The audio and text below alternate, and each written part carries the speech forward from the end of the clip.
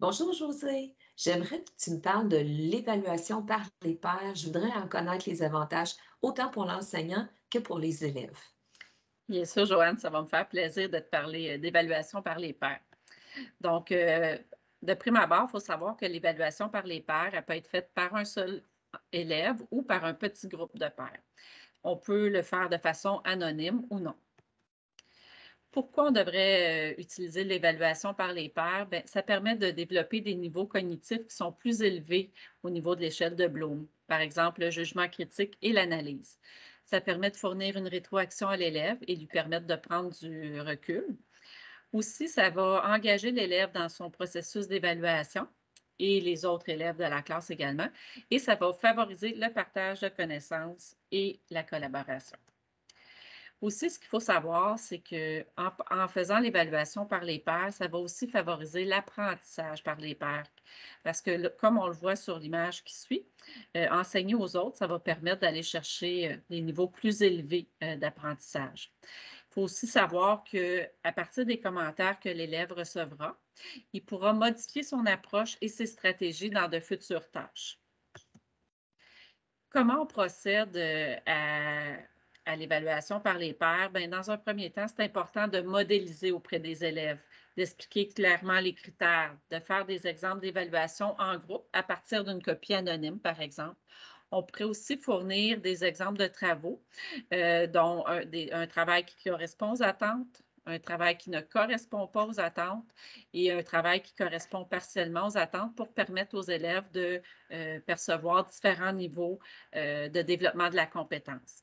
Ensuite, on peut passer d'une pratique qui sera plus dirigée, qui sera guidée et progresser tranquillement vers une pratique autonome. Au niveau des critères d'évaluation, il faut prendre en compte qu'ils doivent être très clairs, ils doivent être précis. Il faut s'assurer que les élèves qui vont faire l'évaluation pourront rétroagir par rapport à la compétence et permettre à l'élève de savoir comment il pourra s'améliorer. Ce qu'il faut retenir également, c'est que les adolescents sont très sensibles au regard des pairs. Ils sont souvent très critiques, parfois plus que l'enseignant. C'est pourquoi il est primordial de conscientiser les élèves à la façon de formuler leurs commentaires afin que ceux-ci soient respectueux, constructifs. Ils doivent évaluer le travail et non une personne. On vous suggère aussi de développer une liste de commentaires constructifs. Vous pourriez même la développer avec vos élèves pour les amener à suggérer des pistes d'amélioration et à formuler des questions aussi pour que l'apprenant puisse progresser. Quelques trucs et astuces. On suggère que la grille des pairs soit une grille d'observation, alors que la grille de l'enseignant soit considérée comme une grille d'évaluation.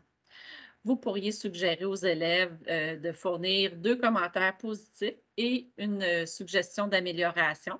Donc, ça permet d'avoir autant de positif et du constructif. On pourrait aussi proposer à l'apprenant de s'auto-évaluer avant l'évaluation par les pairs. Ainsi, ça fera en sorte qu'il pourra mieux recevoir la critique. Aussi, Joanne, l'apprenant pourra réinvestir de tout ça en lisant les commentaires de ses pairs. Il pourra porter un regard positif et constructif par rapport aux commentaires, déterminer les modifications qu'il pourra apporter à son travail. Et on suggère même de remercier son père pour sa rétroaction afin d'entretenir une collaboration qui sera positive. Alors voilà, Joanne, comment on peut procéder et quels sont les avantages de l'évaluation par les pairs.